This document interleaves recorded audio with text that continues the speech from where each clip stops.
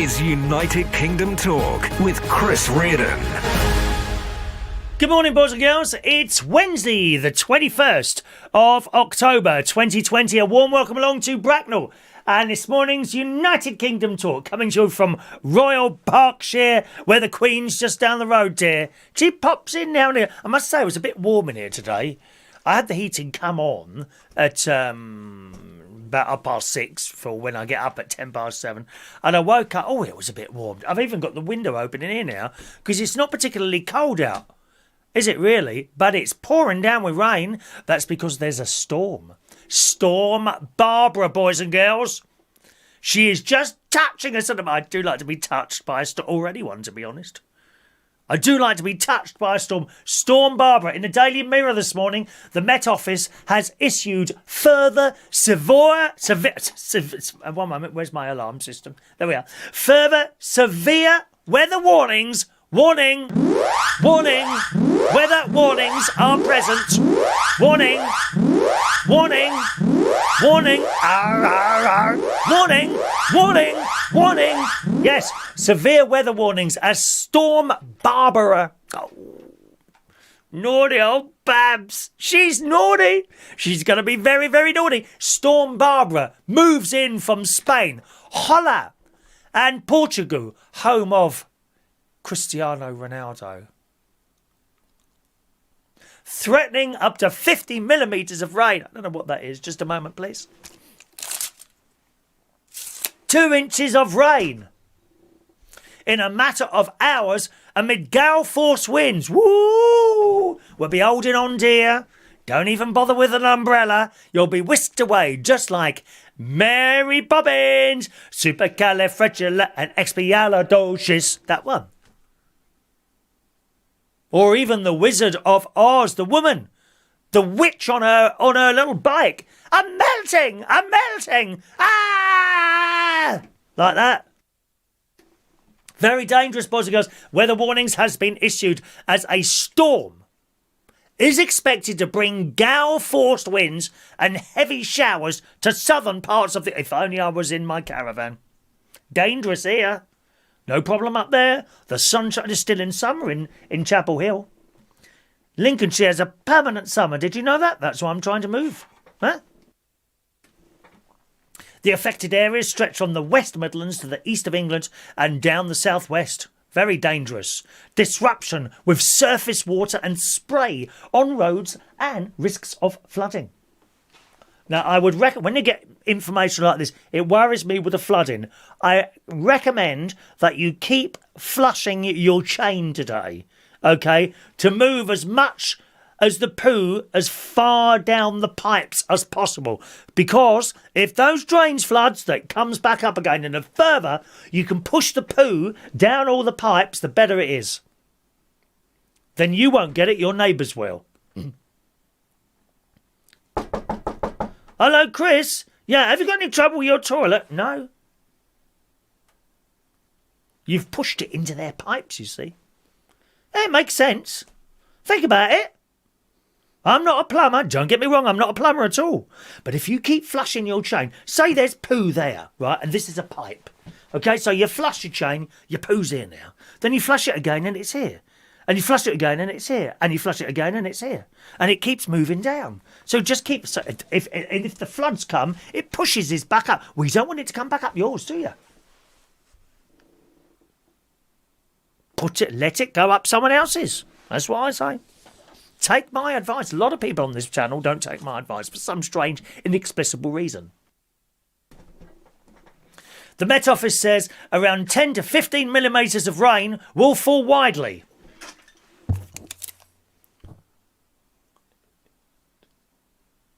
It's about half an inch. With as much as 30 to 50 millimetres in a few locations. 2 inches. Most of which will fall in a period of around 3 to 6 hours. That's 3 to 6 hours. And a yellow warning has been issued for severe gales across southeast England, mainly around the Kent and Sussex area. Oh, well, they're dumps anyway, dear. Kent? It's not as nice as you think it is there, dear. People coming in from all these other countries through blooming Dover. The warnings come as Storm Barbara, named by Spanish meteorologists. I thought they were always blokes' names. Weren't they? Weren't they always blokes' names? Anyway, the warnings come as Storm Barbara, named by a Spanish meteorologists, is to unleash torrential downpours across Spain and Portugal before moving in on the UK. I can see it now. The whole country of Spain and Portugal is going floating by as we speak. Hello. Hola. Hola. Good luck with next year's Eurovision Song Contest. You haven't been doing very well, have you? Bye. Oh, it's Cristiano. Hi, Cristiano. Ooh, ooh. Can I have your shorts, please? Yeah, up yours and all, mate. Can't talk to some of these people, can you? You know what I mean?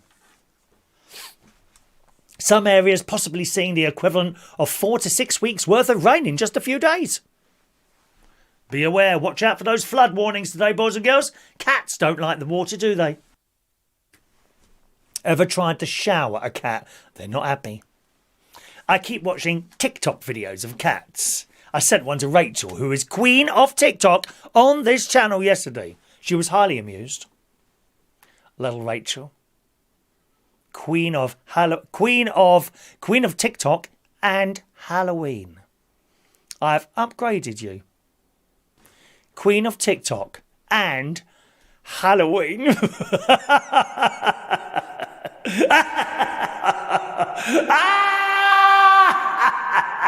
I'm going to get you.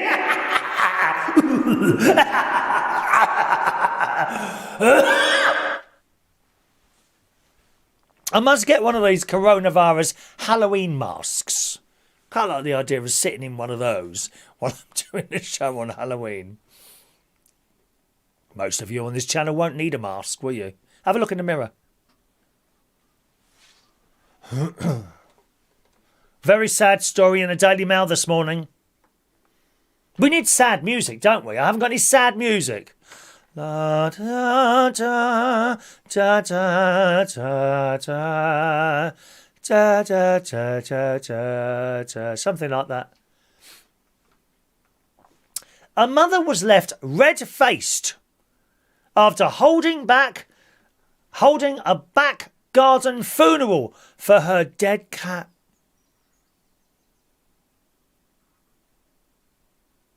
My dead cat is in a box downstairs. Katie. Well, she held a funeral in her back garden for her dead cat, only to discover she had buried someone else's pet rabbit. I mean, how do you make that mistake? I mean, you've only got to look at the ears. What a silly cow. And her feline was feeling fine. This lady from Indiana in the USA thought she had found her beloved 7-year-old cat, Kitty. Kitty the cat. Kitty. Kitty. Kitty. Kitty. Kitty. Kitty. Come on, Kitty. Come on. Hey, Kitty, Kitty. Hey, Kitty, Kitty. Kitty. None of that works, of course, so you'll know if you've got a cat. All you've got to do is go to the cupboard, open the door, and shake the packet of treats. Shh, shh, shh. They come running from all directions, even ones that don't live with you. Cats everywhere, dear. This lady from Indiana discovered the dead animal and believed it be her pet cat, Kitty the cat. Here, Kitty, Kitty. Cheryl held a burial service in her garden, during which her husband delivered some parting words. I wonder if they did the Our Father. Ow, what's the Our Father? Oh, heathens again. Or maybe they did a decade of the Hail Marys, of the Rosary. Ow, what's the Rosary? Oh, please, Shania, help me out, darling. Oh, God, what sort of people am I mixing with here? The family were left confused. After returning inside the house, they saw Kitty the cat staring at them through the window. The cat has been transfigured. It has risen from the dead, just like the Lord Jesus Christ on Good Friday.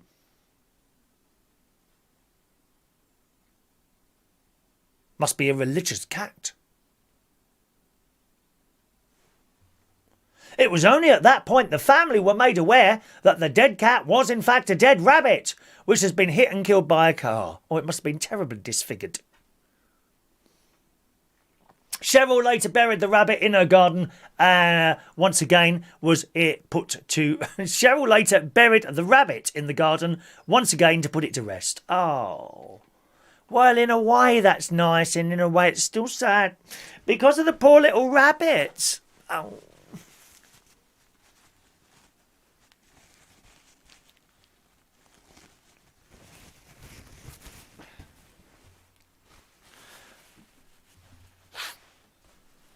There was a little tear in my glass eye this morning after telling you the death of a rabbit. Look at you all there feeling sorry for the rabbit.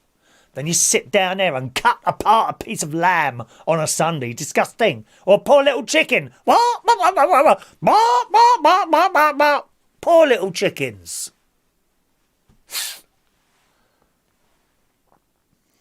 My mum absolutely loves the cat, says the boy. It was quite a ceremonial service for the cat, and so it should be. Pets need funerals. And I am available. If your pet does die, I am available, of course. Should play a few hymns on your organs. I wonder what hymns we could have for pets' funerals. The cat's my shepherd. Praise my dog, the King of Heaven. How Rabbit, King Divine. How Rabbit, King Divine, priest and lamb the throne. You've got a lamb in there as well. You could do a double funeral. A rabbit and a lamb at the same time. No extra charge, because I'm like that. No extra charge.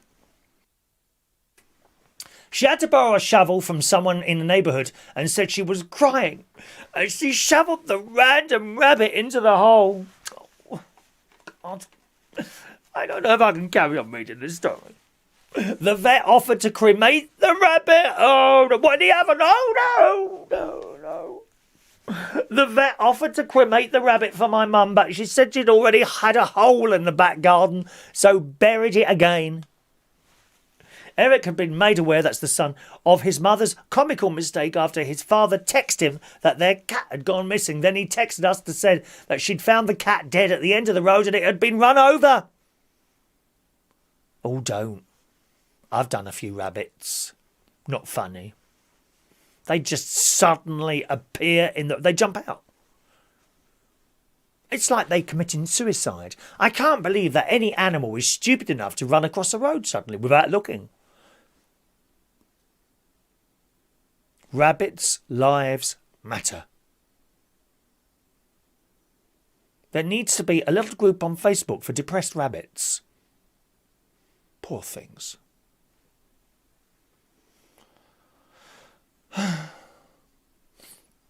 She put it in a plastic bag so she didn't have to look at it.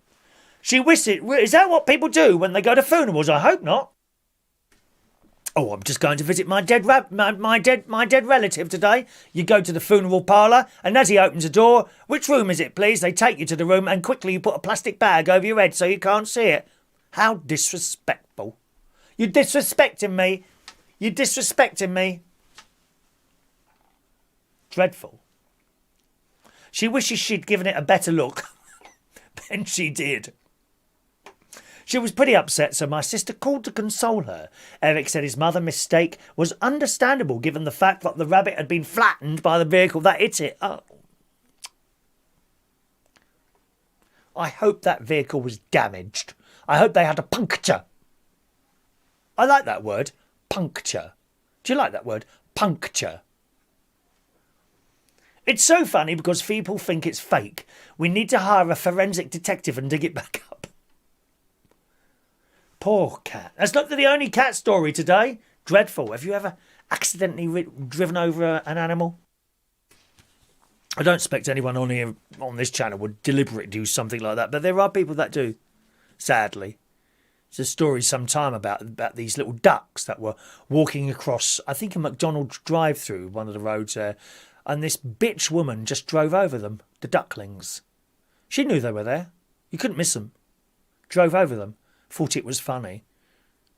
I think it's hilarious when I hear that you've got some terrible and incurable disease and are dead. That's what will make me laugh, my dear. Horrible, horrible people. That's not the only cat story this morning. No, there's another one. Cats are everywhere today. Oh, I don't like cats. Can we have another story? No, don't like it? Go. In the Sun this morning. Watch out for cats that can turn taps on. Very dangerous. A cheeky pet cat learnt how to turn on their owner's bathroom tap and plug the plug hole, leaving the entire house flooded with water. Oh, naughty, naughty pussy. Oh, boys. Do we like a naughty pussy? That's the question. Do we?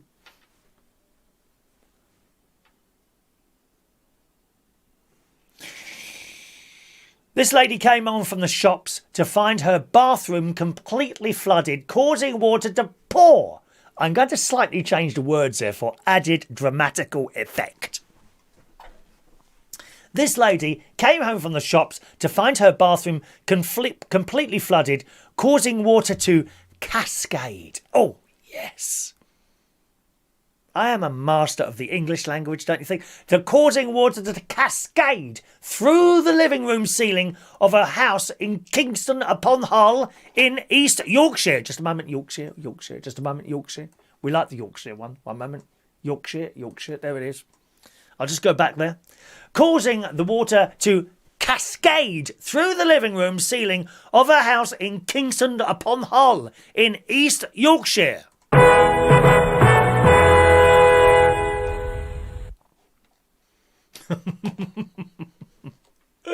How awful. This lady had been working from home when she decided to pop to the shops for some food, but despite only being out the house for half an hour, the project coordinator... Oh, that sounds an important job, doesn't it? Oh, what's your... I'm a project coordinator. Don't they love to say their job titles, some people, don't you think? But despite going out of the house, she's a project coordinator, came back to a flooded house with torrents of water cascading through the living room and ceiling. Because of the volume of water cascading from above, 3 times we've used that in this paragraph, a puddle had formed. Is there anyone in a puddle this morning? I know 1 or 2 of you sit there in a little puddle when you're looking at me, don't you? Am I getting your juices flowing this morning, am I? Huh? I know, it's okay, I know. When you're sitting there looking at someone gorgeous on the telly, I know what happens. It's okay. It's a human thing. It's just a human thing, you know. It's a natural thing to start flooding with juices when you're looking at someone incredibly good looking on your television screens. It's all right. Please don't be embarrassed. Because of the volume of water, a puddle had formed in the middle of her laminate flooring. Oh, laminate flooring. Oh, how common.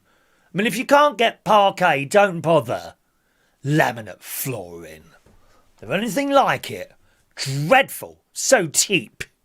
Cheap and not. You need parquet for it. Big blocks of wood that thick. Laminate flooring. Awful. She had formed in the middle of her laminate flooring, soaking a package and rug underneath. Instantly, the lady knew that the flooding had been caused by her and her boyfriend. Boyfriend? He lives there? Not even married.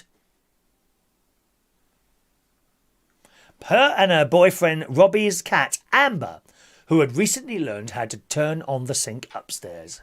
In fact, the owners had filmed the cheeky cat turning on the sink tap only days before, but didn't realise Amber the cat would combine it with another new trick of closing the plug hole too. Didn't they have a little hole at the top of the sink? You know, them holes at the top? What are they for? That's to let the excess water out, isn't it? Or can you overcome that? If the tap's on too fast, maybe you can, I don't know. As soon as I walked in the living room, I knew what would happen. I ran upstairs and the tap was full on and the water was overflowing the sink. It was everywhere. Amber the cat thought it was great. She was sat in the kitchen doorway into the living room, tapping her paws away in the water like it was great fun. No remorse whatsoever.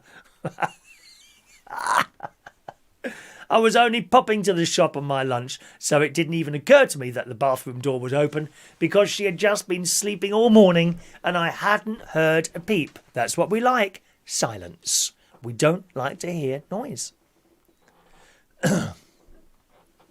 So there we are. Watch out.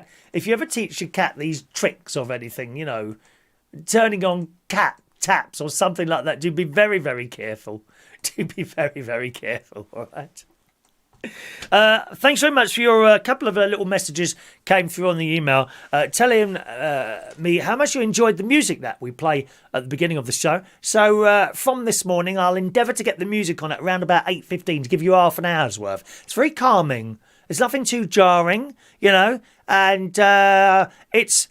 I selected... I've only got a small amount of it. I've only got about 19 tunes at the moment of that music. So you'll probably hear them repeat a little bit if you join us at like 8:15 in the morning, okay? And I'll gradually build up the selection of tunes there. All available, incidentally, on Epidemic Sounds, which I get all the music that you hear on this show comes from Epidemic Sounds. I'll endeavour to increase my sort of library of that, and then... well, I mean, you get more tunes, all right? And I must say, I did that last night after the quiz. I had my dinner. Lovely quiz last night. Thanks very much. I hope you enjoyed playing last night. We had a little bit of issue at the end. Right at the very, very end, I said goodbye and I was playing this video and, you know, the closing video. And for some reason, then when I tried to close it, it wouldn't close. And I tried to create one for next week, like a holding, you know, the little holding. It's like a picture on YouTube. And it says... the quiz starts in 5 days or whatever. And I kept trying to create it and then it kind of crashed. So something might have gone wrong at the end of the quiz there. If you try and watch it back, there might be something wrong with the end of it, the last sort of couple of minutes there. But I don't know because it's not been processed yet. All right. So you'll have to have a watch of that and see what happens. So that was the quiz. Then I went down and had my dinner. I had some beans on toast just to come back here, up here, sorted out this morning's show.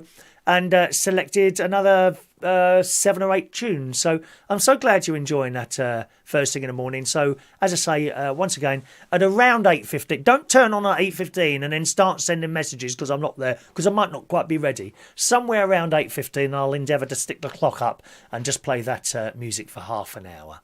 All right. Let's say hello to some of you today. Jason Hughes, morning. Gary Butler up nice and early. Morning, Gary.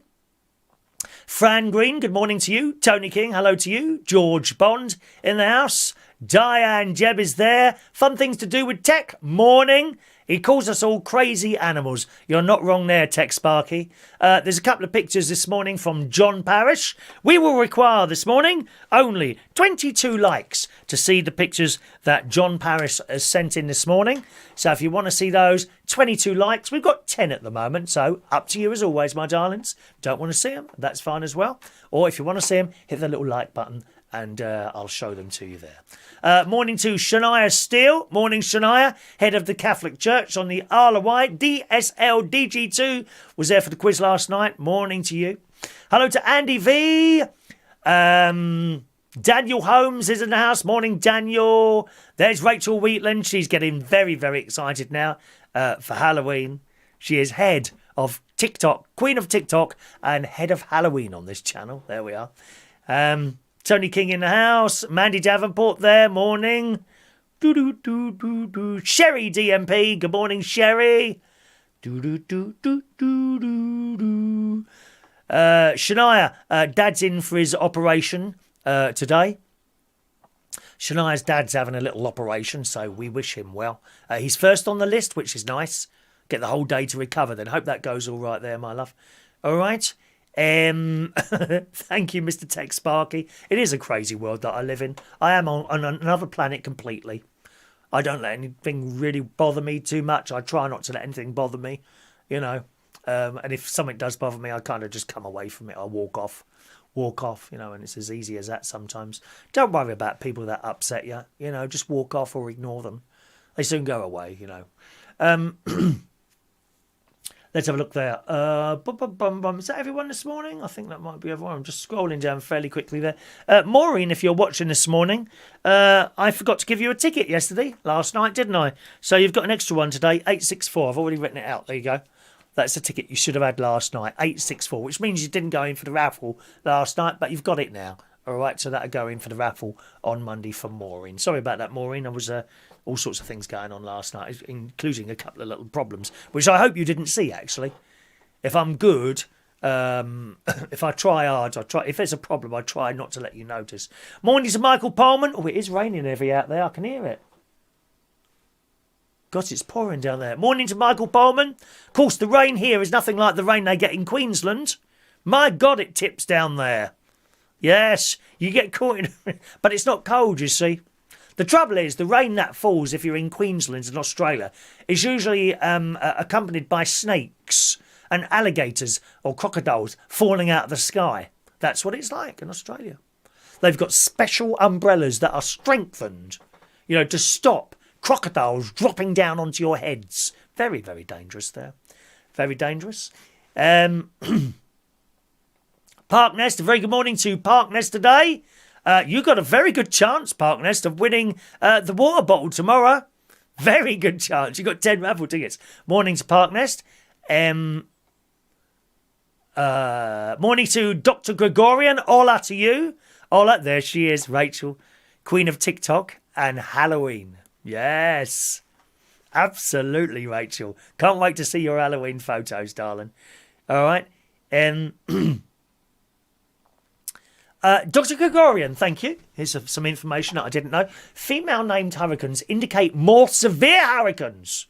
Also, alphabetical Storm Anna will be more severe than Storm Barbara. Did you know that? There you go. That's what Dr. Gregorian is telling us this morning. Good morning to the delightful, cute bum John Aitken, who is king of cute bums. Hey, John, do you like that title? King of bums. Oh, we've got breaking news. Warning, it's the news. We've got breaking news coming in from the BBC website, boys and girls, and it's about this area. From the BBC's website, you see, I'm a BBC person now. They send me the news. Naga Manchetti has personally sat at her typewriter this morning and just sent me this news for my show because she knows how many millions of people watch it. They can only dream of having as many viewers as me. Naga, she wants to be on here. I said, no, I'm sorry, it's a one-man band here, dear. We don't do double headers. What's a double header? That's two people hosting the show. Oh, I can't be doing that, dear. Oh, Christ, you must be joking. Having the spotlight moved to someone else in my show? I don't think so, dear. Well, if I'm nothing, I'm very honest. Very honest. Honest Chris, would you buy a car from me? Oh. You wouldn't? Would you buy one for my nephew? Even I wouldn't buy a car for my nephew. Anyway, let's read this news. South Yorkshire is to move to the highest Tier 3 coronavirus restrictions from Saturday. Sheffield City Region Mayor says. Is Jeff here this morning? Jeff, you need to get down to that caravan and lock yourself away there, my love. Yes. Bring loads of food and lock yourself down in the caravan before Saturday. Yes, that's what I would recommend to you, my friend. I said hello to you, Mandy. Morning, Mandy Davenport. She is head of pain and suffering on this channel. Okay. Tex says, my wife, Pussycat, love water. My wife, Pussycat, loves water and loves running around the house at crazy o'clock. Your wife? Your wife runs around the house or your cat? I'm not quite sure what you're saying there, Mr. Tex Sparky. Jason doesn't like the cats, do you? Never mind, Jason. Good morning to Denise Andrews, head of ducks on this channel, head of ducks and quacks on this channel. Denise Andrews is in the house. Morning, lovely Denise. Mick Davenport has arrived this morning. Morning to Mr. Peter Wright. Good morning, young Peter. Is that everyone? Stu up. Good morning, Stu. Good morning, Stu. I thought about you last night because I've got a little box here. I'm going to show you a little box. Now, on this box are extra labels that have accidentally got printed out. So when someone wins something, instead of printing a label out, and there's so many of them in here, there's loads of them, look. So when someone wins something, first of all, I put it in the envelope, and instead of printing a label out, I first of all look in my little box, and I see all these little names of extra labels that have accidentally been printed out. And there's one from you. There you are. That is you, isn't it? With part of your address is 93. Am I right? That you, Stu? So you have an extra. I'm hoping you're going to win something at some point. Otherwise, the label has been wasted. And we don't like waste. David Attenborough said, don't waste anything. Excellent documentary on Netflix from David Attenborough. It'll make you cry. Watch it. Morning to Stu Art. Good morning. The cat funeral must go on the BBC. Rabbits' lives matter. They do. People just think it's nothing when they drive over them. I've done about 3 rabbits in my time. And after, I have to pull over. I have to pull over and seek medical assistance for my head after I've run over a rabbit. It's not just it's just a rabbit. No, it's a little life. It's a little life. Horrible. Is that everyone this morning? We must scroll down, dear. We're not getting on, are we, this morning? Jason run over a dog by accident. I've also had a pheasant go straight through the grill of my work van. Oh, poor pheasant, dear. Poor little pheasant. Morning to the dark side. Morning to the dark side. Scrolling quickly now, and I love. There's John Parrish. My dog doesn't eat meat. I don't know any dogs that don't eat meat. You're not supposed to. Morning to Michael Lawrence. You're not supposed to give pets a vegetarian diet, are you, as far as I know? I think that's a bad thing, vegetarian diets for pets. It's all right for us to choose it, you know, if we damage ourselves. But to give a cat or a dog or something like that, even though I'm vegetarian, I don't think that's a good idea. Gary the cat came and visited yesterday again. He's round here all the time now. And if he sees me walking toward a house, he runs over at lightning speed. Gary the cat. He's very fat now. He's getting fed all over the place. And when he's not like normal cats at all. He comes in, he's all over you. All over. You can't walk because he keeps going in between your legs. Like he goes one way, then he goes, and you're trying to walk to the bin. This blooming cat, lovely cat, so friendly. And it meow. You've only got to open the cupboard and it's over. Meow, meow, meow. A little eyes looking at you. How can you refuse such a lovely little animal a little meal? And anyway, you put the packet down, and all the cats I've ever known. My cat Katie, my mum's cat Katie, who I miss very, very much. Tiny, JD, I've had 3 cats. And they eat the food, you put the food down, and they go over. And they put the tongue out, don't they? Then they decide. They then spend 10 minutes whether or not they decide they like the food. Quite often or not, the back towel goes up, and they just walk off. And you've got this food left there. Don't want it. And other times they like it.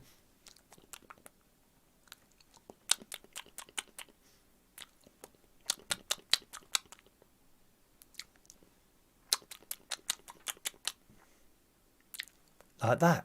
Not this one. Not Gary the cat that comes to visit me, the Ginger Tom.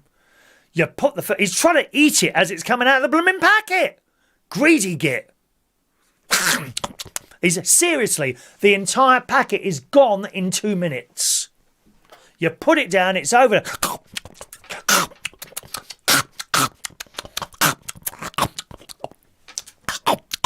It's like he ain't been fed for ages. It's like going to one of those countries where they don't have much food to eat and they hand out the bags of rice and that.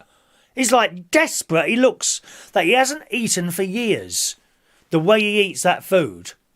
Then he comes in for more. No, you ain't having any more, mate. Jeez.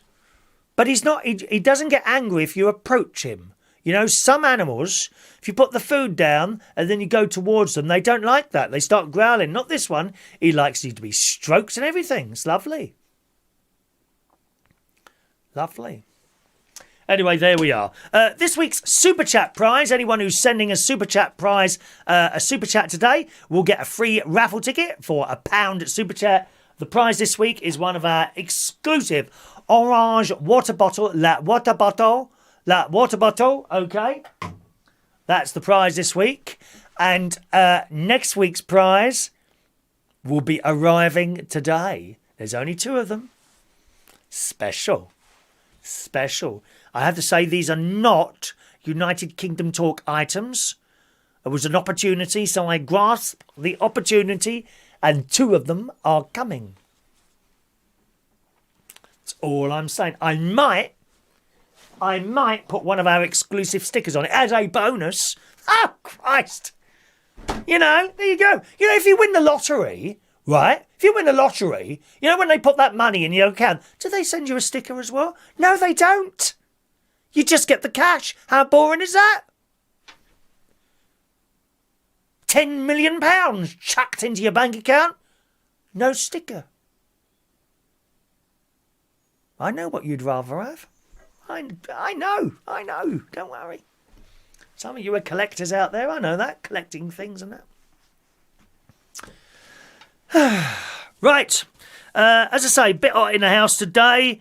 I did what did I do yesterday? A 5-mile walk yesterday. I did some wombling in a new area. Oh, I filled up. It's funny. Different areas in the forest I've discovered have different sorts of rubbish and litter. Now, my usual route, which is come out of the house, turn right, cross the road, walk for a little bit, cross a busy, dangerous road. And it is it's a 60-mile-an-hour road, and it's on a corner. Christ, that road is so dangerous. Right, anyway, cross that, and then we're in. That's my normal route, and straight on. Generally, the main items there are Haribo sweet packets and plastic bottles and the occasional beer can. That's the main items on that particular route. And it's fairly clear at the moment because I keep on, that's the route I mainly do. And I keep on top of it. So if I was to go over there, I very much doubt I'd fill up a quarter of a bag full of stuff because I'm on top of it, yeah? Well, yesterday I decided, after investigations on a walk I did the other day, I went all the way down to a place called The Lookout. If you're in Berkshire, or in Bracknell, you'll know where that is. I went all the way down to there and across the busy road. They've got traffic lights there, though, so you just push the button, which you mustn't touch with your finger. Very dangerous. The virus is everywhere, dear. Viruses everywhere. So you push the button, you place your finger in a piece of clean tissue, just like this one, actually. Where's my piece? Just like this piece of clean tissue here. Look, I sneezed so hard. Hello? Hello? Yeah, Rachel, I could be a ghost. Look. Now, if I was to come at you like this, would you recognise me? Buh, buh.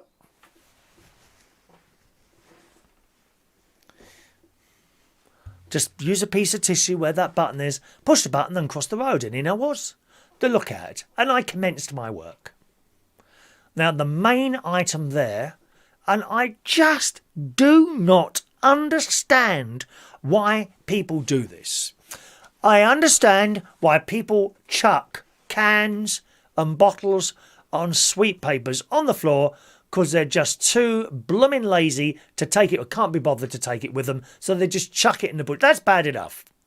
What I really don't understand is why people chuck poo bags around. I don't get it at all. So, you want to do the right thing and put the poo in a bag. And the idea is then you take it home. But they don't. They put... It's bizarre. These people are as thick as two planks. They pick up the poo, they put it in the bag, and then chuck the bag in the bushes. I just don't get it. Don't make sense to me at all. Why would you do that? Just if you can't be bothered, just let the dog go in the bushes and the rain will wash it away. Not in a plastic bag, it won't. It won't do it in a plastic bag. It'll be there for ages. And that was the main item I found yesterday.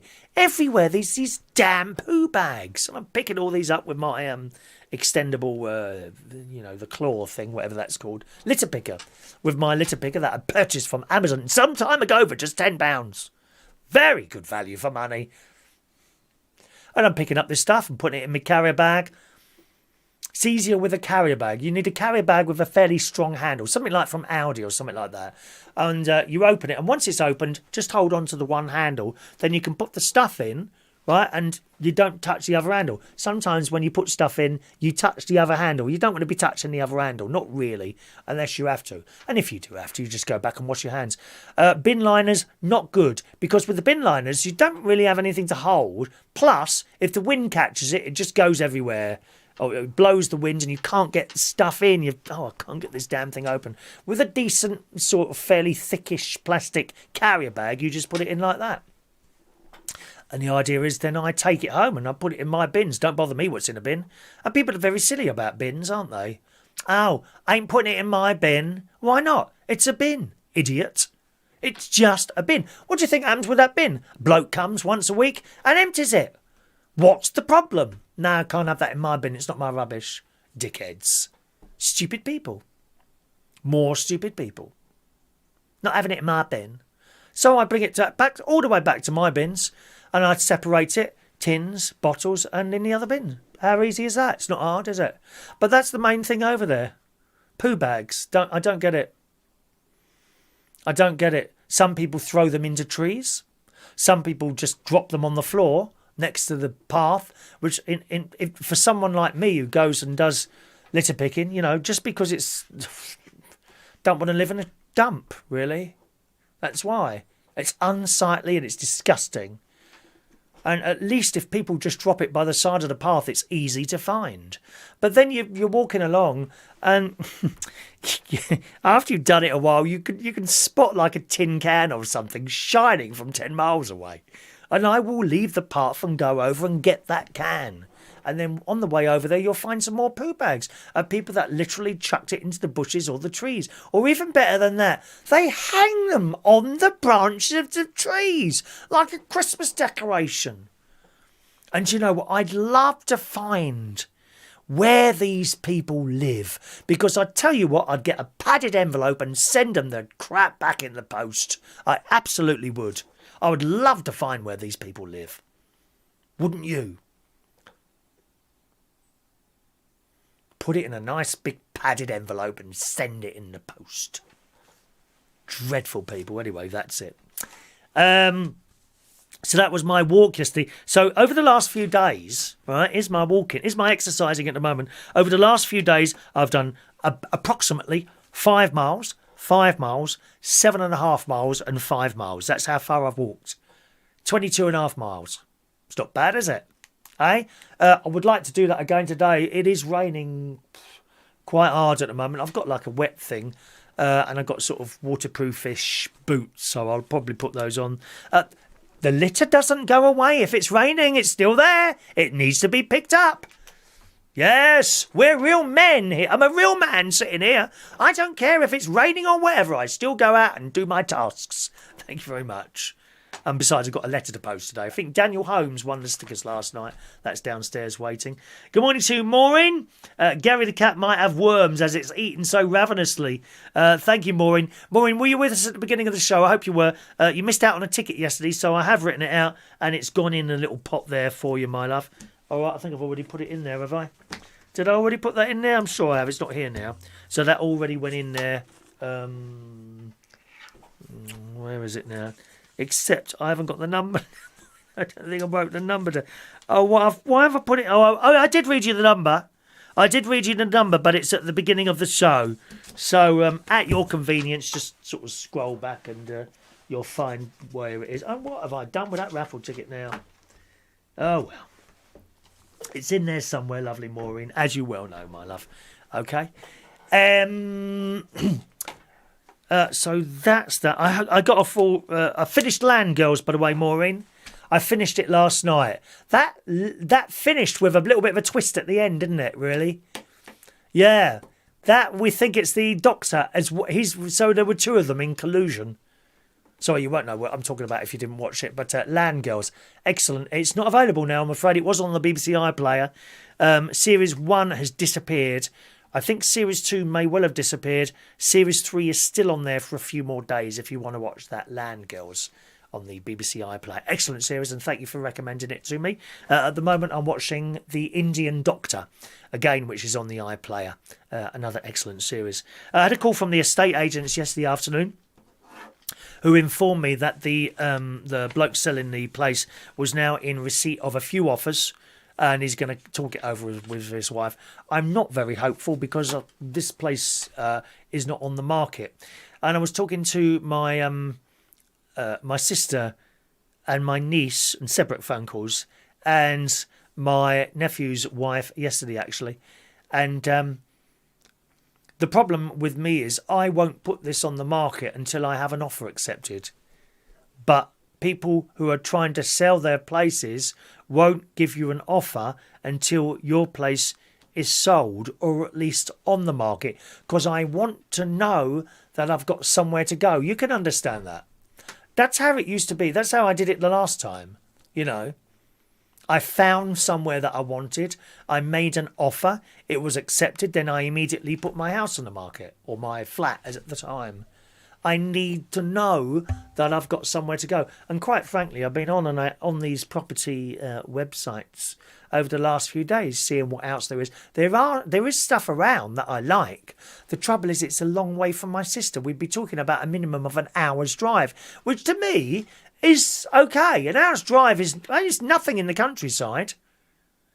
You don't sit in traffic for an hour. Oh no, you're constantly moving. It's not like driving through blooming London. Oh, God. I watch the London news every morning, whether I'm here or indeed in Lincolnshire, on the BBC channel, the News 24 channel. When they go to the regions at 7:30, and they say, here's the news in your own local area. On the News 24 channel, they always put the London one on. So I like to watch that. And I always look forward. I'm sorry about this. If you're in London, you're going to hate me for this. I always look forward to the little bit where they start going on about the traffic. And this morning and yesterday morning, this was at 7:30. They showed you a picture of traffic approaching Vauxhall Bridge from the Lambeth side.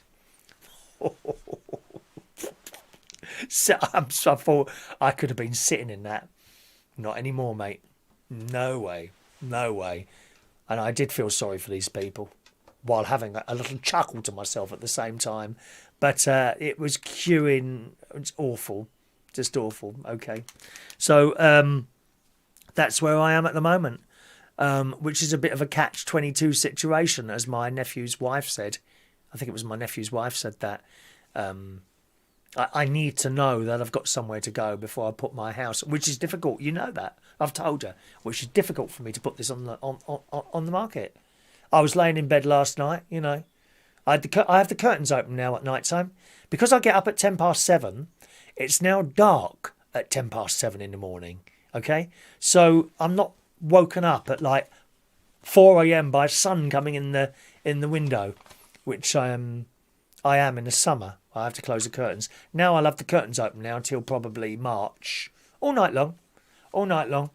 And I'm just laying there and looking at all these tall trees that I do like the look of all the tall trees outside the window there.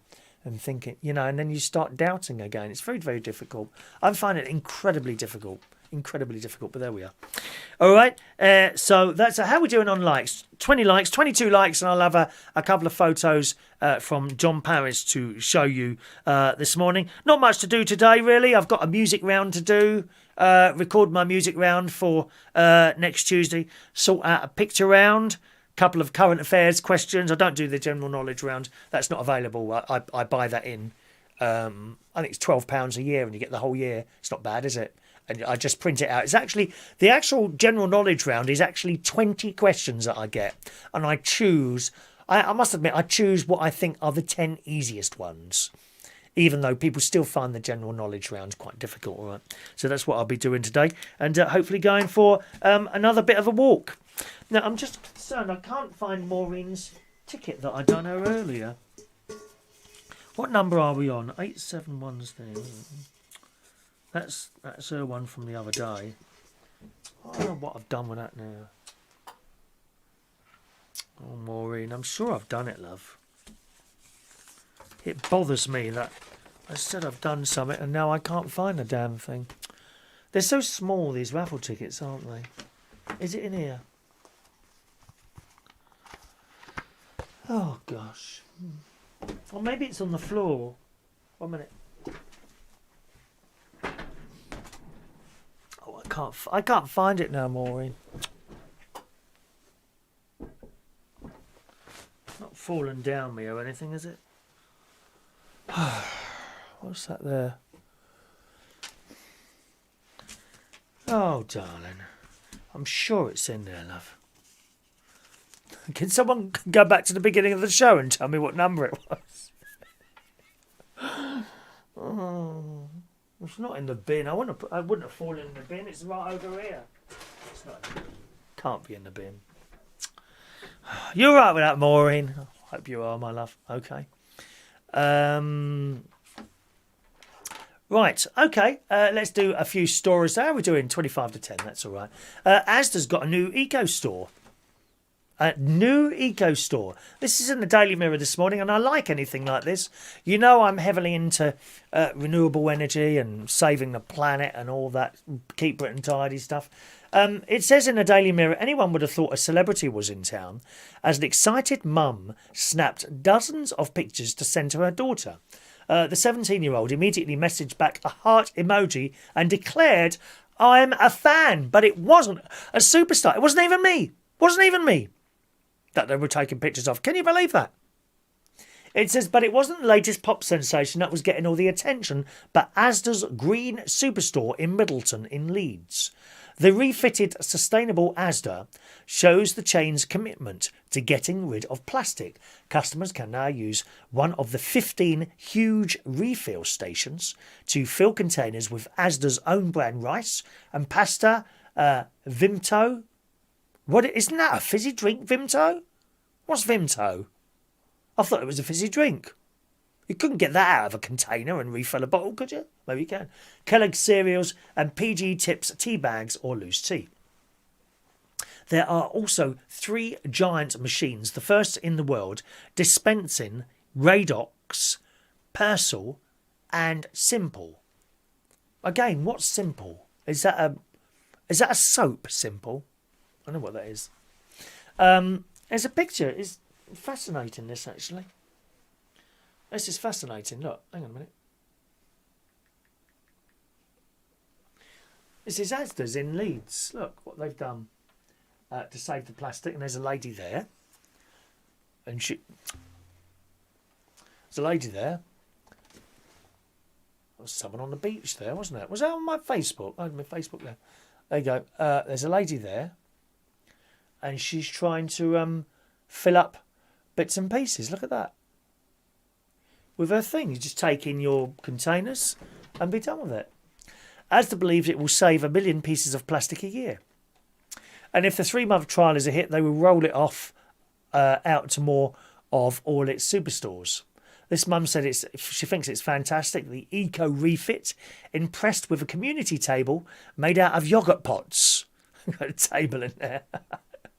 How strong can that be? Mind you, paper can be quite strong, isn't it? I mean, a piece of paper like that. No, right? Useless, right? But add a few more bits.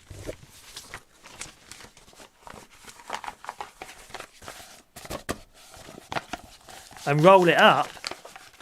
A bit like that corrugated cardboard, isn't it? And then look. Strong now, isn't it? It's how you put the stuff together, I think, isn't it? The biggest hit in the store yesterday appeared to be the giant refill section. It's a new world. I want 10, no, 15 individual tea bags so I can just fill up a bag and then go and pay for them, the pensioner said. He was told you can either buy a container or bring your own, which is then weighed before you're free to fill up from the dispensers above. So they weigh the container before. Otherwise, people would be nicking stuff I'm convinced, that all these self-service checkouts in supermarkets, I'm convinced that they are losing a fortune with stuff getting nicked. They must be. And people are crafty, They go and put grapes on there at $1.50 a pound or whatever they are, and enter carrots at 10p a pound. They're crafty. Do these people get caught? I've never seen anyone get caught. A self-service checker. They don't have them in Aldi. Or at least all the Aldis I've been to, I've never seen a self-service checkout. I just think people are nicking stuff left, right and centre from these self-service checkouts. They must be. Because you get one lady or one boy, usually someone very young, and they have to look after like 10 of these self-service checkouts or more. How can they watch every single one of them? Or maybe they profile the person. Well, they had a quick look at them and no, he'd be all right, or she'll be okay, or there's a thief over there.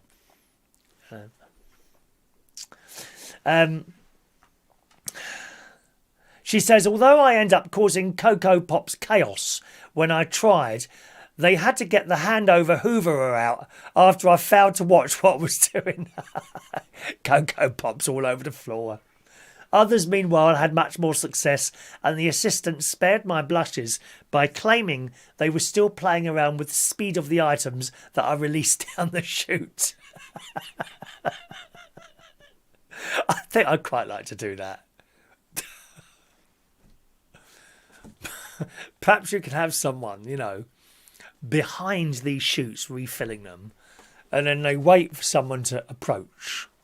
And when they put their thing and push the button, you can change the speed of how it comes down. Morning, Jeff. I quite like the sound of that.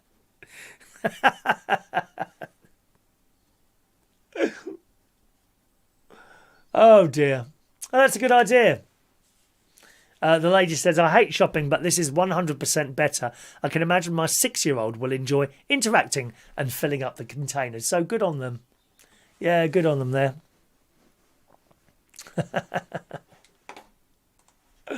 That's the Asda new things there. Soon, boys and girls, I have some very, very good news for you. This is people who love this show, and I know you absolutely adore me. People who love this show, you'll be able to watch this everywhere. Even on the moon. I know one or two of you are saving up, hopefully some of you, for a one-way ticket to the moon. Maureen sings that at the karaoke, don't you? One-way ticket, one-way ticket, one-way ticket to the moon. La da da da da da da da da da da. Oh, that's a good one for the music round. One moment, please. Now, who sings that? Eruption, isn't it? One-way ticket. Have I got a gap for next week? No gap for next week. No gap for the week after. So that will be for 5, 6, 7, 8, 9, 10, 11th of... Look at that, 11th of November. That's how far ahead I am with the music round preparations. This is a professional setup, I keep telling you. I don't just pop in and suddenly make everything up. Everything is practised. I was in here 5 hours rehearsing today's show yesterday evening. I didn't go to bed till 6 a.m. I got back up at 7:10. One-way ticket, emotion. Is it one-way ticket? Eruption. One-way ticket. Eruption. There you go. That'll be question 3 on the music round on the 11th of November, okay? Thank you, Maureen, for that one. You're going to be able to watch this show on the moon. I really would like to buy one or two of you a one-way ticket there. Not all of you. You decide if you're one of those people. Nokia and NASA have big plans for the moon. The US Space Agency Space. Da, da, the final frontier. Da, da. These are the voyages of the Starship Enterprise. Da, da, da, da, da, da, da, da.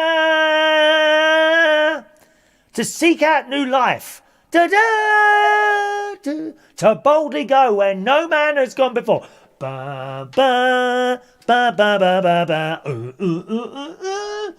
That one. We like a bit of Star Trek. Nokia and NASA have big plans for the moon. The US Space Agency and the mobile network provider want to team up to build a 4G network, so astronauts can text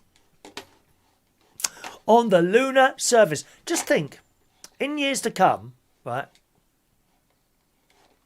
In years to come, we'll be able to send a text to your relative on Mars or some other planet.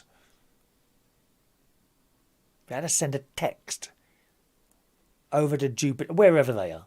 Not Jupiter, maybe. Too much gas there.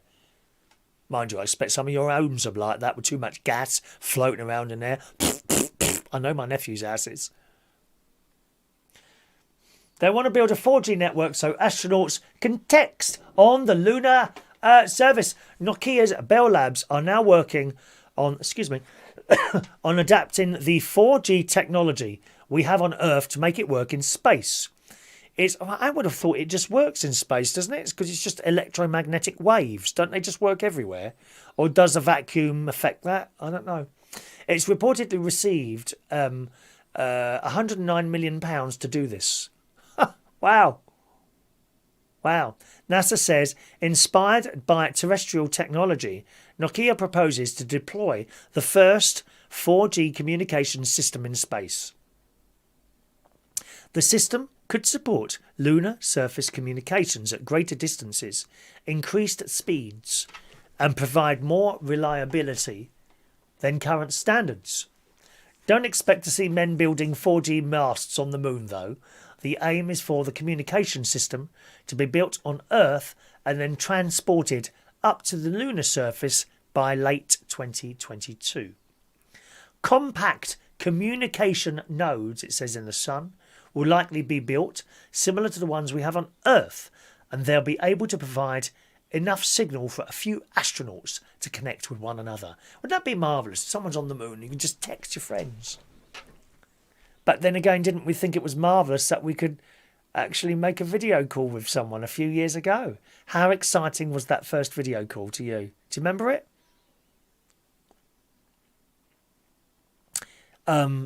Me and my mate, we got one of the first video phones, which 3 at the time were giving out. There was no feed, it was only 3G at the time. They were blooming useless. I think in all the time we had it, I think we managed to get it to work twice. And it was so exciting, but it just didn't work very well. Now, of course, it's so easy. I have a FaceTime with my niece in Cyprus, my sister or my nephew, somewhere else. Text message pouring in today. Text message of pouring in this morning. And it's wonderful, isn't it, how we can do that sort of thing. They say it should be a lot faster and more reliable than any system used before. So there you go. You're going to be able to text each other if you're on the moon soon, boys and girls. I'm quite sure why you would want to do that, but there we are. Good morning to Paul and Lou joining us today. Hello to you two. Welcome to the show. Paul and Lou are in the house. All right. How are we doing on likes? 20 likes, 2 more likes, and I'll show you John Parish's photos this morning. We won only 22 likes, only 2 more required. Always beware of reheating food. Now, I've heard a few times that you should never reheat rice. That's one of the things that you're really not supposed to. It's supposed to be very bad. Some sort of bacteria or virus is hiding away in there. I don't know why. If you cook it once, you can eat it, but a reheat, absolutely out of the question. You should never reheat rice, I've heard. Well, maybe noodles as well. Got a story sent in here. Oh, I haven't put my emails up there. Where is it? I think it was Paul who sent that. Paul Coupland. Good morning, Paul. Paul Coupland sent this in this morning from the Daily Star. And 9 people from the same family have died after eating noodles that had been left in the freezer for a year. Now, I always thought if you put stuff in the freezer, then it was fine, and that was that. No. They had all suffered from food poisoning after eating, I mean, it sounds absolutely vile in the first place, to be honest, eating a fermented noodle dish called suan tangzi, a local Chinese delicacy, just a week ago. 7 of the adults in China's northeastern province of Heilongjiang, you didn't expect me to say that, right, did you? Died on October the 10th, while the 8th death was confirmed 2 days later. The final surviving members of the family who ate the soup, a woman named locally as Lai, died on Monday. Wow. Luckily, 3 children who had been served the corn noodle meal at the family occasion had refused to eat it because they didn't like the taste. It doesn't sound particularly nice to me, I must say. Gosh.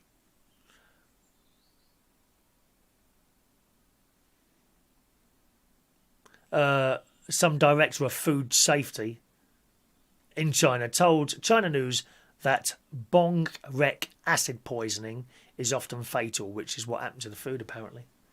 That sounds really nasty, doesn't it? There's no antidote. Once poisoned, the fatality rate can be as high as 40 to 100%. So that's something else, perhaps, not to reheat. I don't know if it was the particular meal or the noodles, to be honest. I certainly know you're not supposed to reheat rice, but that's noodles as well there.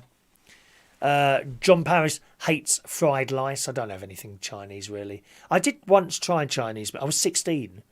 And I was on a scout jamboree over in America. And this absolutely lovely family took me in and 2 of the other boys. And we had Chinese one day for dinner. And I'd never had Chinese before, and I never wanted Chinese food. And we had this Chinese, and it just went on and on. There's so much food. There was nothing wrong with it. I was as sick as a dog that night. Sick as a dog, really ill. And no one else was ill. It just didn't agree with me. Didn't like China. I never touched it after that. Won't go near. I can't stand the smell. Going past Chinatown. Oh, what a smelly, stinky, dirty place that is. I'm sorry. No, there's nothing wrong with Chinese food. It's just not for me. I quite like Italian, pasta, that sort of thing, you know. Paul and Lou says it sounds like our local Chinese. Is that right? Peter Wright likes Chinese food, do you? Yeah. There we are. You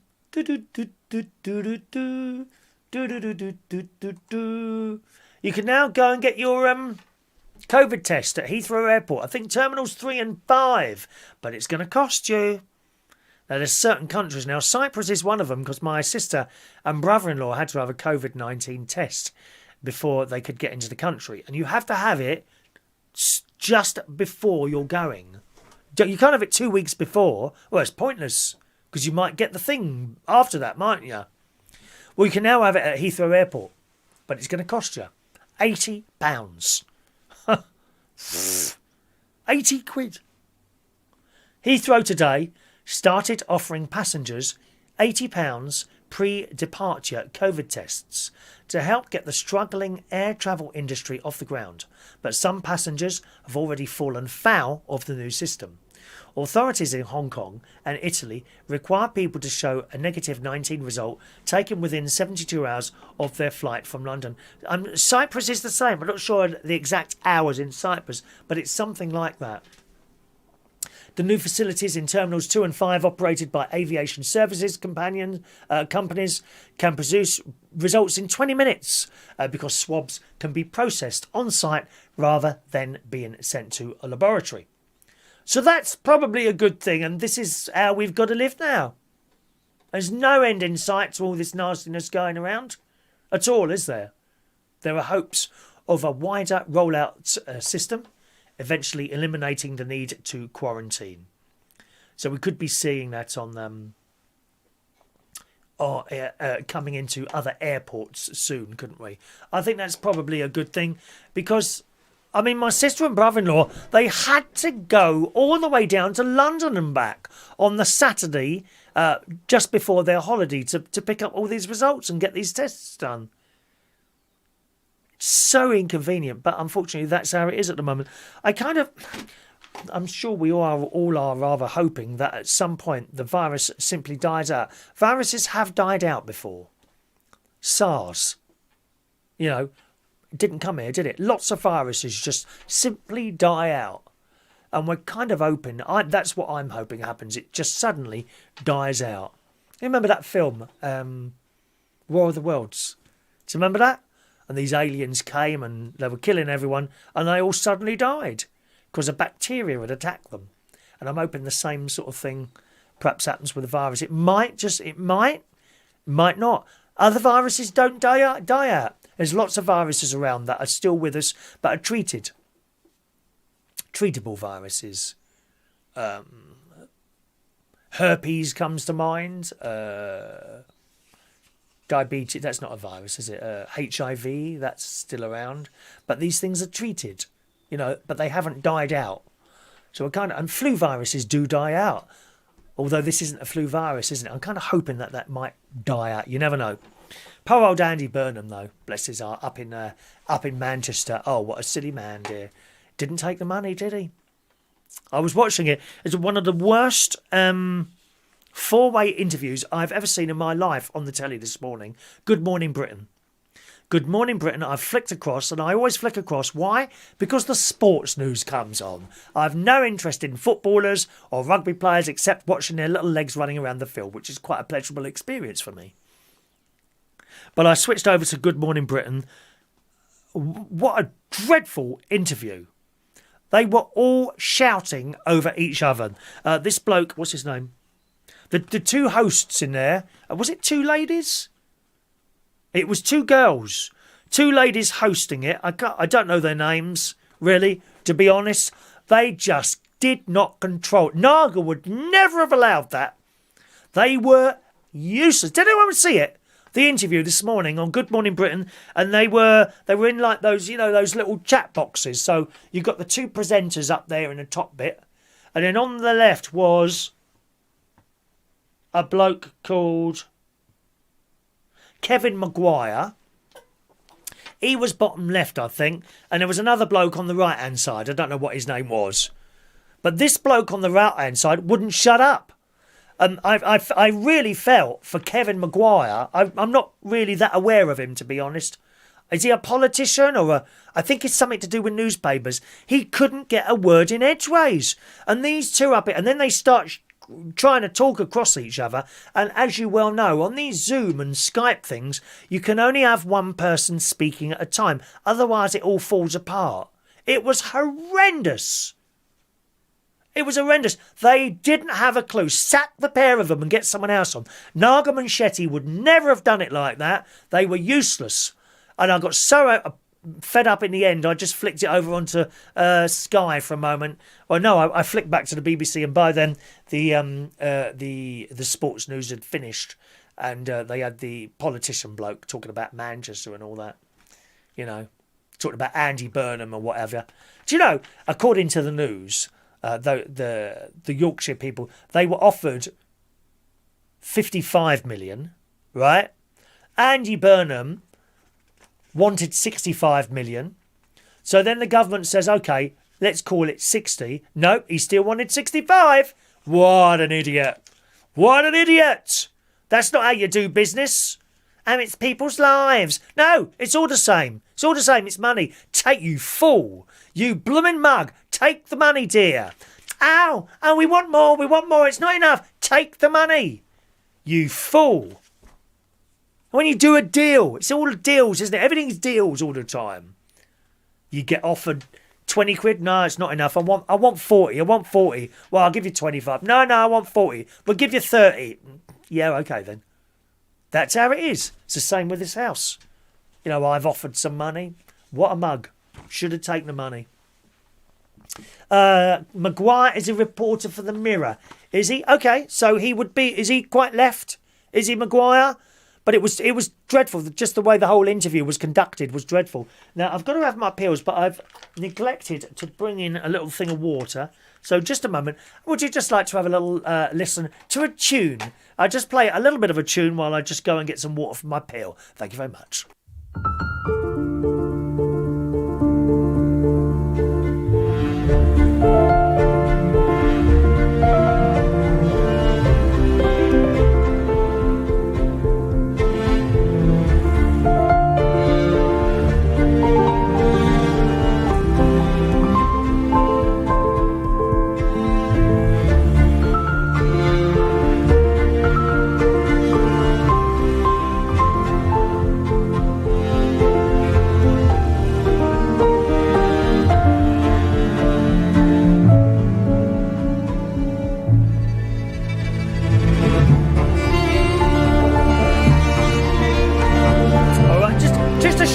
Short little snatch of a pill of a tune there, boys and girls. Short little snatch of a pill there.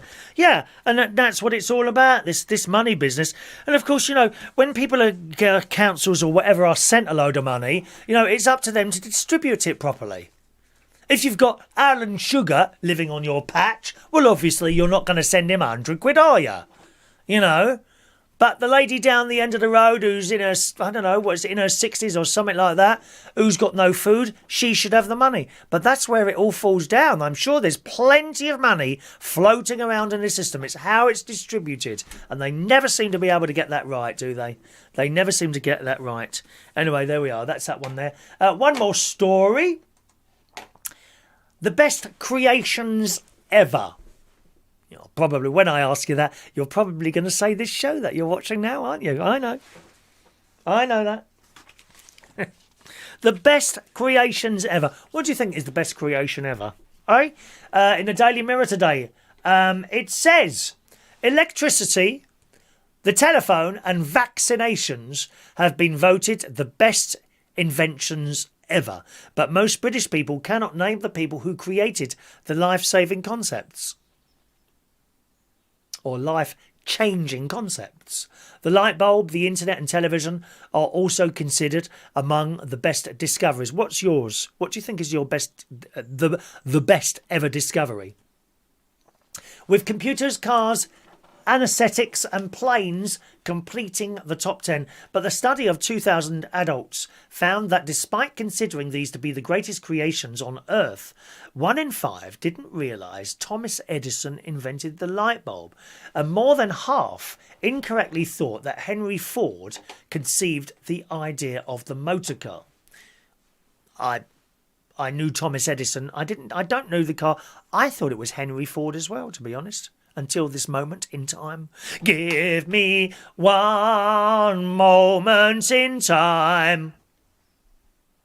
The research was commissioned, and it'll air on Channel 5, a show called Milkshake. My milkshake brings the boys to the yard, that one. On Saturday the 24th and Sunday the 25th of October at 7 o'clock in the morning, which is this weekend. It's the 25th of October on Sunday.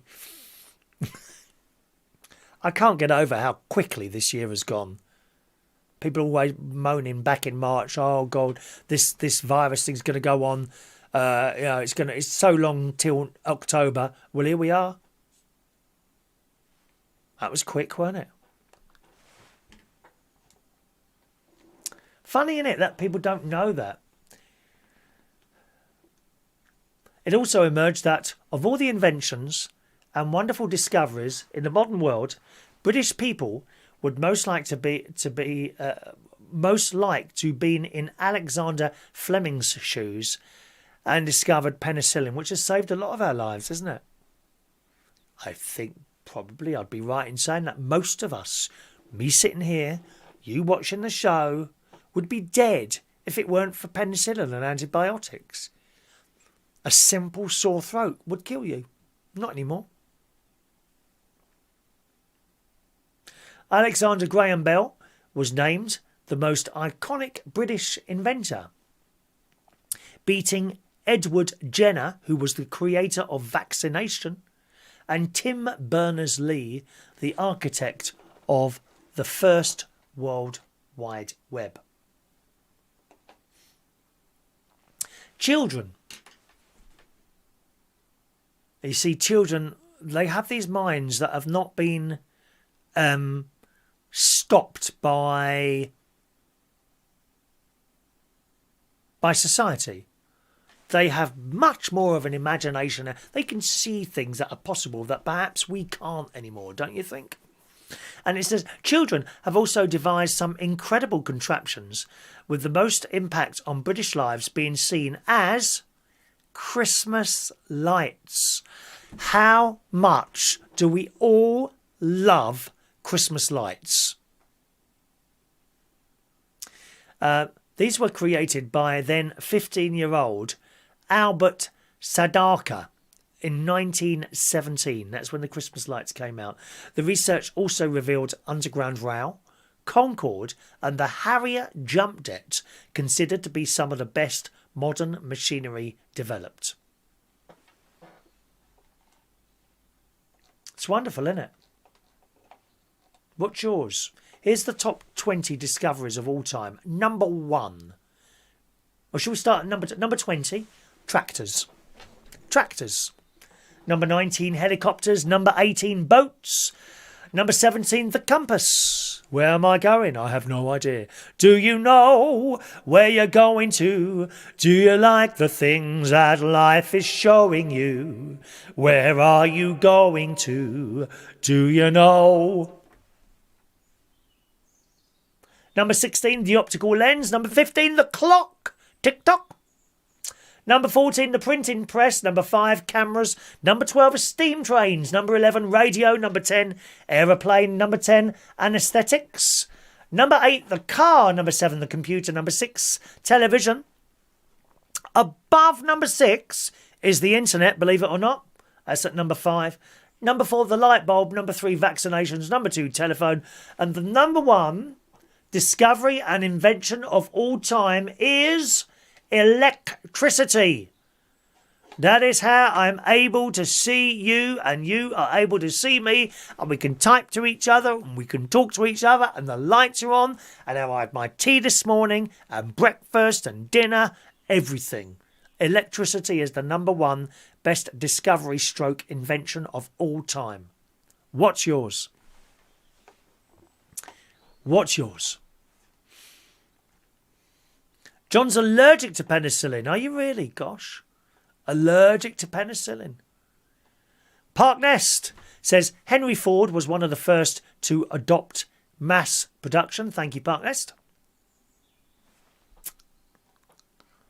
Anyone else? What's your most discovery of all time? Oh, that's nice. Tex Sparky, my best discovery is my wife. We got married. Oh, that's nice. That's a nice thing to say, isn't it? Blah, blah.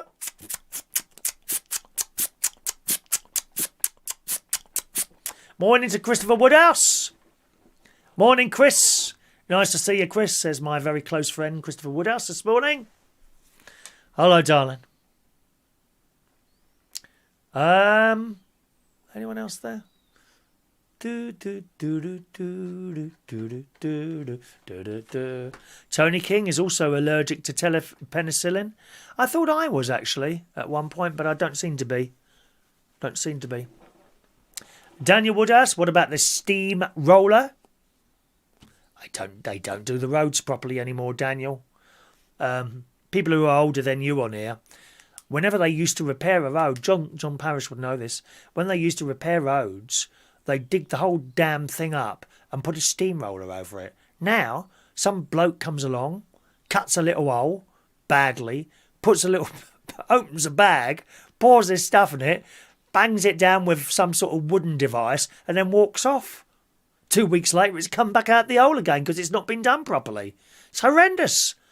Honestly, some of these modern methods of fixing things and constructions are just beyond me. They really are, because they don't work. They're just cheap and nasty. See, some of these modern houses up now, do you think they're going to be standing there in 200 years' time? I don't think so. So bad.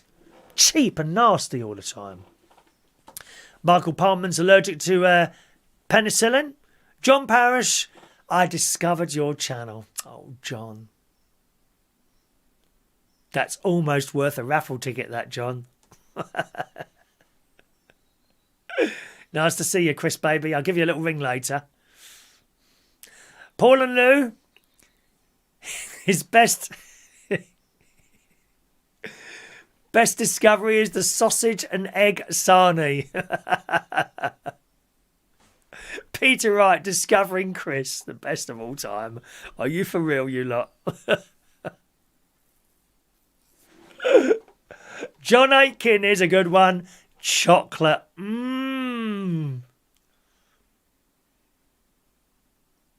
Galaxy. I haven't had any chocolate for ages, actually. The last chocolate I had, my nephew bought me.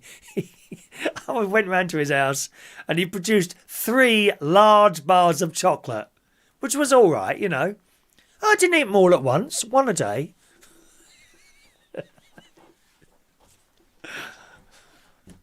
I'll be up there again soon anyway. I might be up there. I don't know what day. Depends where I get to preparing things. I like to prepare things, you know. I want my quiz sorted before I go back up there for a while. Probably next week, I would imagine. Anyone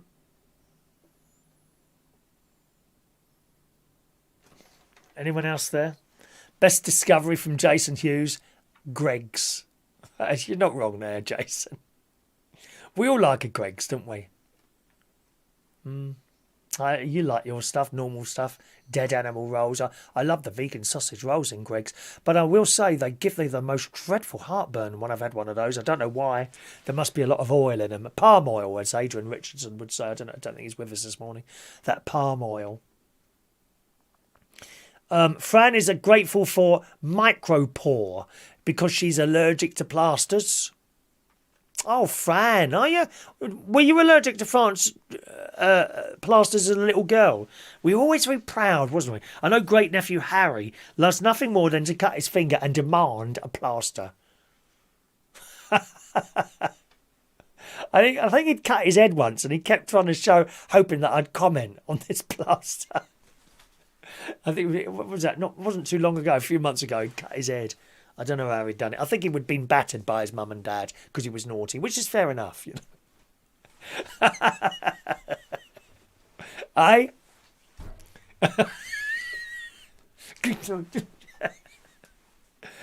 He kept moving his hair like that, so I'd noticed. I never said anything. Fun things to do with tech likes my Sunday breakfast. There's a lot of people obsessed by food on this channel. I've noticed that. All those inventions and all you keep coming back with me is sandwiches and blooming drinks.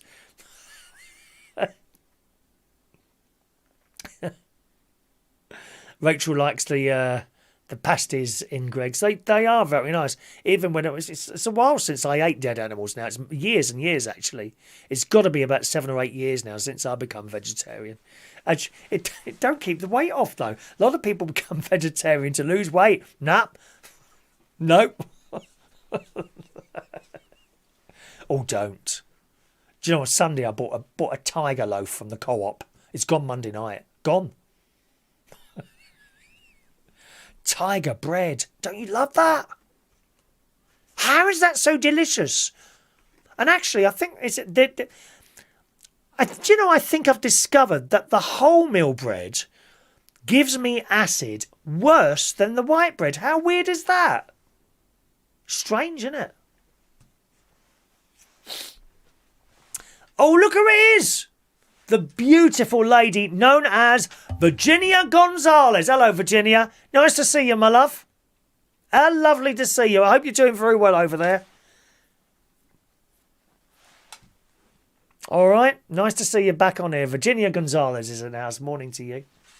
The mirror was a good discovery. I expect you spend a lot of time looking in the mirror at yourself, do you, John? Looking disappointed, mind. Any other discoveries? And then we'll move on to our raffle tickets. Terry Turner, good morning, Terry. The greatest invention is the toilet. They don't have them like toilets in other countries. You know, in America, where Virginia Gonzalez is, right? The toilets there, you flush the chain and it fills up with water and it go, oh, it's awful watching it. We don't have those here, Virginia. Doesn't happen like that here. It kind of just drops into the water, you flush it and it's gone in an instant. Unless you've done a bit of a sticky one and it sticks to the bottom of the pan. And the thing is, you don't notice it until next time you go in there. Or worse, someone else goes in there. Chris, you didn't flush the chain. Shouldn't be using my toilet. No one is allowed to use my toilet. I hate people using my toilet. End of.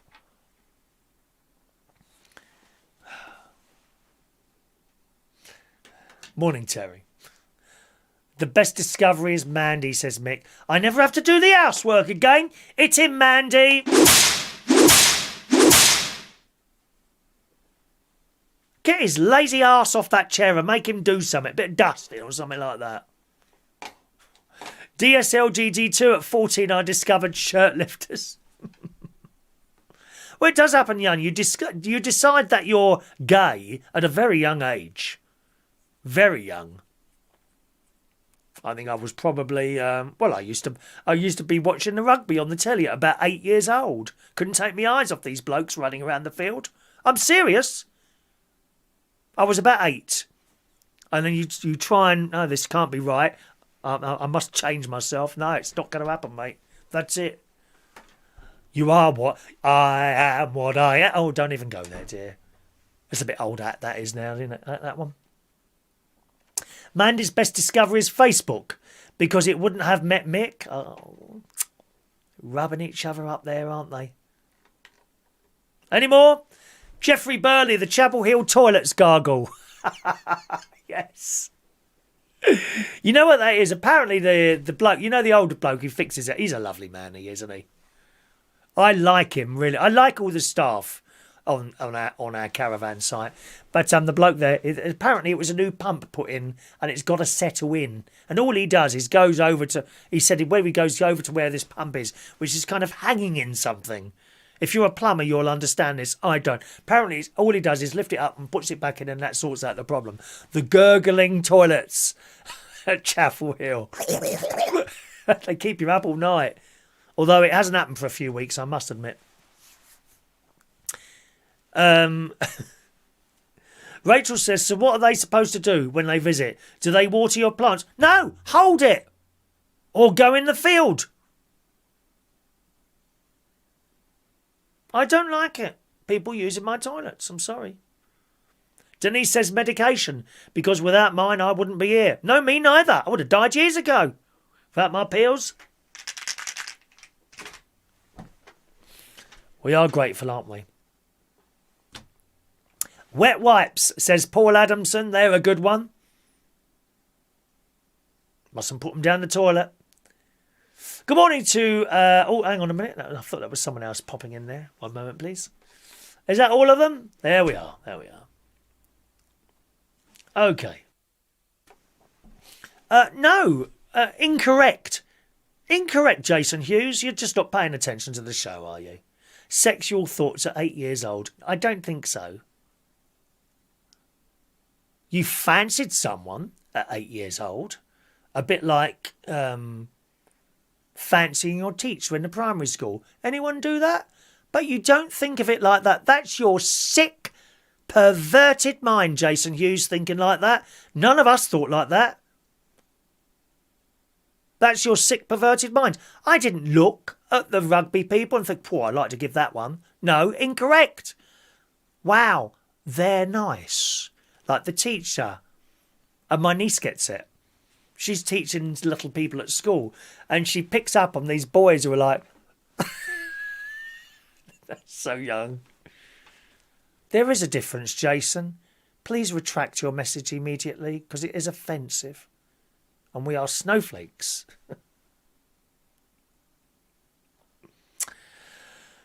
There you go, John Parrish as well. There you go. See, John Parrish fancied his teacher. How old were you, John? 7? 8? Come on, gang. Raffle ticket time. Let's do these tickets. Here we go. Maureen, 871. All right. Jason being pathetic there. Going to time you out for the whole show now. Thank you very much. Bye-bye, Jason.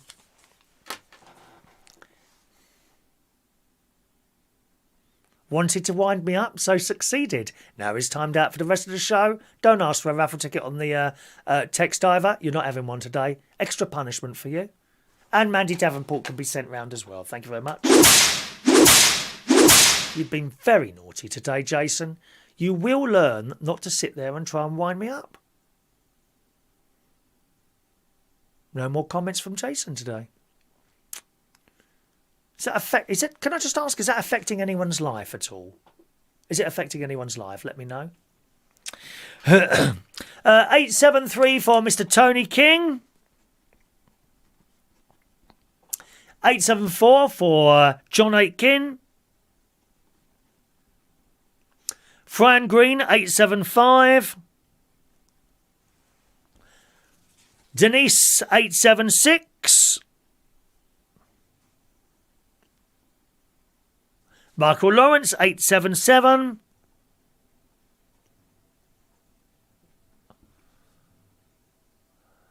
Daniel Holmes fancied his art teacher, but he was only 12 at the time. See? Daniel Holmes, 878. Diane Jeb, 879.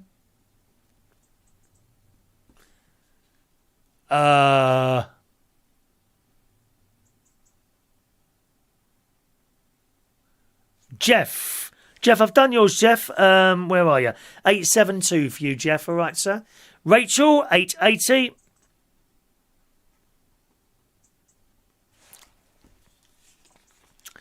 Rachel, 880. Paul and Lou, 8. Oh. Paul and Lou. Oh, they're all out of order now. Paul and Lou, 866. Paul and Lou, 866. Peter Wright, 867. Mick Davenport, 868. Michael Pullman, 869. Shania Steele, 881. Oh, missed one out there. Daddy's out of his op. How is he doing? All right. John Parrish, 870. There we go. 870. Anyone else missed a ticket there? Please speak now or forever hold thy peace. Meanwhile, we'll do today's birthdays. Happy birthday on this, what is it? Wednesday, the 21st of October 2020 to Cassie Shotlander. Greetings, Cassie. Happy birthday to you, my love. All right. Brian McKinsley today is 61. Phil Anderson. Good morning, Phil. Happy birthday to Phil. Hayley Spencer today, 40 years old. Spencer Murray, 45 today. David Wareham, 61.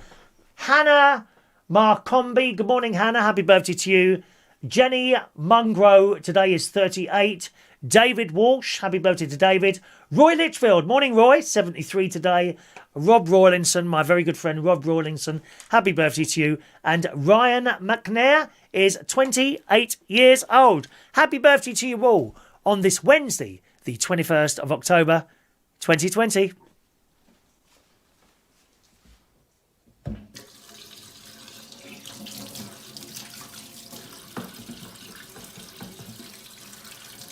Happy birthday to you.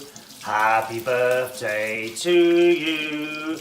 Happy birthday, happy birthday, happy birthday to you. Twice, coronavirus.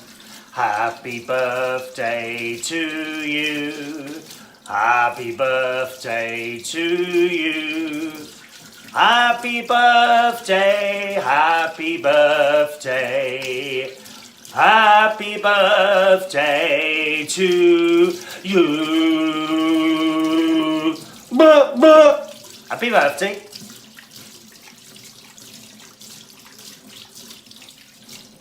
And John Parrish sent in a £1 tip this morning.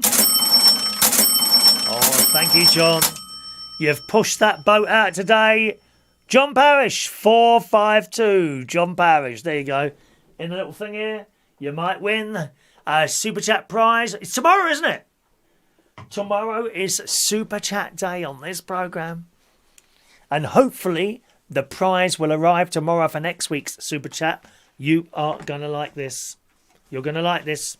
It's not a promotional item. It's something you can buy in an actual shop. But with a free sticker. Okay. There you go, gang. Alrighty. That's it for the main part of the show today. Thanks so much. We're going to play our daily game of bingo right now, gang. You should have received a bingo ticket, those of you on the system, for Wednesday, the 21st of October 2020. Okay? That's the game we're playing today.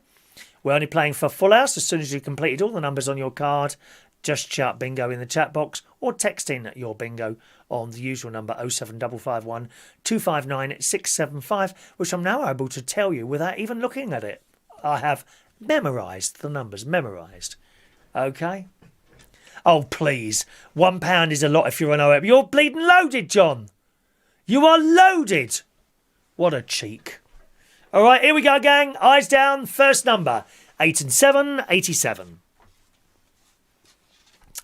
One little duck, number 2, Denise. Quack. Keep playing.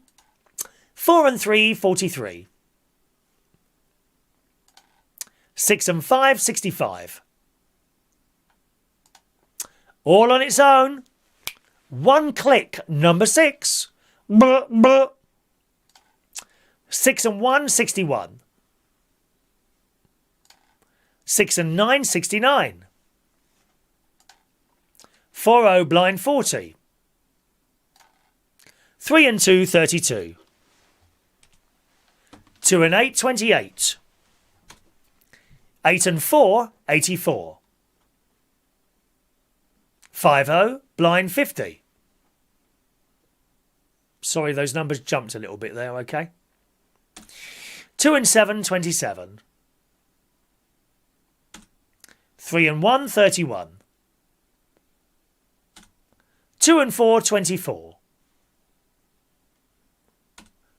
All the 5s, 55. 5 and 3, 53.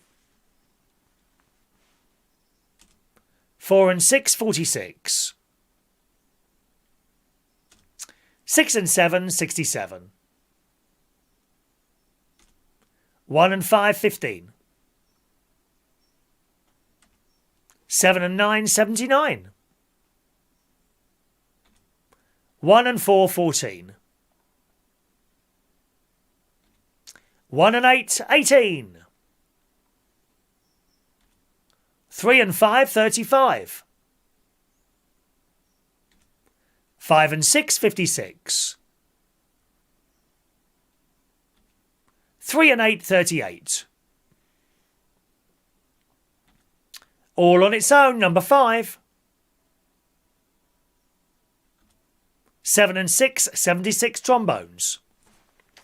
Peter Wright will now be timed out. Oh, I'm fed up with everyone this morning. I'm a bit fed up with everyone. Just a moment. Just a moment now. Where are we now? How do I do this?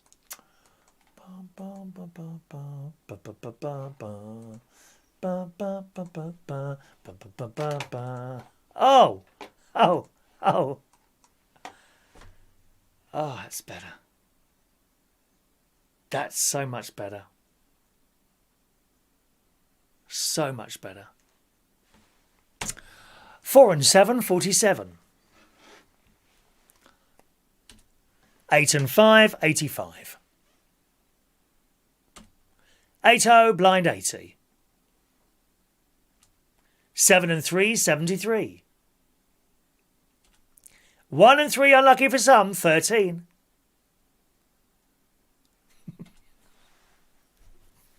5 and 4, 54. 7-0, blind 70. 5 and 1, 51. 5 and 8, 58. 5 and 7, 57. 6-0, blind 60. All on its own, number 9. 2-0, blind 20. 2 and 5, 25. All on its own, number 4. 5 and 9, the Brighton line. Woo, woo. Blah, blah. 8 and 3, 83. 7 and 8, 78. Wow. What a wonderful... Do you know what it feels like? You know, do you ever turn your phone off? And you're just like, wonderful. That is exactly how this feels now. Just turning your phone off. When you've had too many calls coming in. Oh, there's motion at my caravan, it says here. Thanks to Lee Jones for retweeting our little tweet this morning. Very kind of you. 7 and 8, 78. 2 and 1, 21. 2 and 3, 23. 7 and 2, 72. 1 and 7, 17. All the 4s, droopy drawers, 44. 4 and 8, 48. 8 and 9, 89. 7 and 5, 75. 1 and 2, 12. 7 and 1, 71. 7 and 4, 74. Or 1 untalented Gemma Collins, number 8. All the ones, legs 11.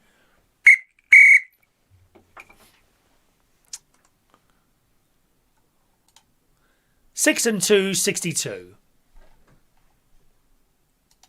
4 and 9, 49. 2 untalented Gemma Collinses, 88. 8 and 6, 86. 3 and 4, 34. 3 and 6, 36. All on its own, number 7. All the 3s, 33. 6 and 4, 64. 4 and 2, 42. 6 and 3, 63. Top of the shop, blind 90. 8 and 2, 82. 6 and 8, 68. 3 and 9, 39. 8 and 1, 81. 3-0, blind 30. All on its own, number 3. 3 and 7, 37. 2 and 6, 26. 4 and 5, 45. Boris's Den, number 10. 5 and 2, 52. And all on its own, little number 1. Little number 1. Let's do it, boys and girls. Number 1. Who's won? You have 1 minute and 30 seconds to shout bingo in the chat box, gang. Here comes the clock. Oh, why is that different there? Look, look. That moves. That shouldn't move like that. Look at that. How long's that been doing that? 1 minute and 30 seconds to claim your prize. Chop, chop. Oh, bingo's there. Thank you, bingo. Thank you, Denise. Only a second past then. Look at how quick that was. That was good, wasn't it? I love it. Well done, Denise. Let's bring up that bingo board again. That shouldn't move like that. Oh, I'm upset by that. Which one's better? That one's better, isn't it? Okay, let me just... Do you mind if I just do something? I've got to move that back down to what it was. So that's got to move up a little bit, is it? Hang on a minute. Let me just try. It's only got to move up a bit, isn't it? That's still moving. Oh, how annoying is that? I bet you can't even notice that, can you? So that's got to go up a little bit more. No, that's going to be too far, that is. I think. Come on, just a little bit. Oh, no. No, it's too high. Oh. Or maybe I'll move that one up a bit. Ah. That's better, isn't it? Oh, I can't bear it if there's a little bit moved out there. There we are. Okay, gang. Here come Denise's winning numbers. They are 1. Last number 1, 13, 17, 26, 28, 31, 36, 40, 46, 52, 61, 62, 79, 81 and 89. Congratulations to Denise. You get an extra raffle ticket, Denise. You get number 882, Denise Andrews. Denise Andrews. There you go, my love. All right. John's photos, yes. Oh, we haven't done the photos yet, have we? Let's do the photos from John Parish today.